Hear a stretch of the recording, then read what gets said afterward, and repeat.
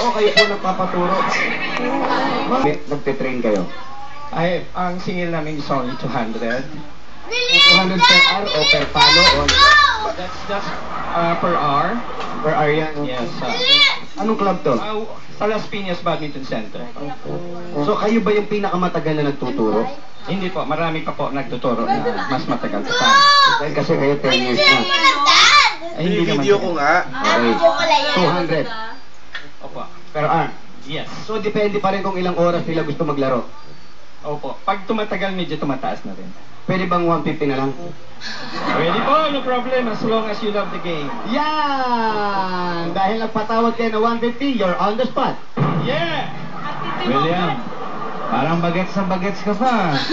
Talagang nagpapabata ba talaga yung badminton?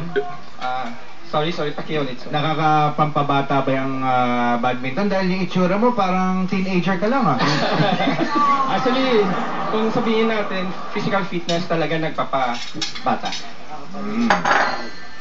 Okay, ano pang nilalaro nyo bukod sa badminton? Bago ko nag-badminton, I play table tennis. Table tennis? Yes. Okay, tama-tama. Itong tanong para sa'yo. Okay. Sa volleyball,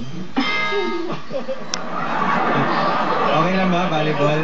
Okay lang. Have you tried playing volleyball? Halos hindi because naka-focus ako sa laro. Okay.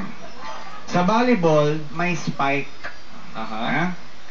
Ano naman ang sa badminton? Tinatawag din itong primary attacking stroke. Yes. Yes. That is a smash. Smash. Hindi. Ano? Ay, si Tama, ay si ano. Correct!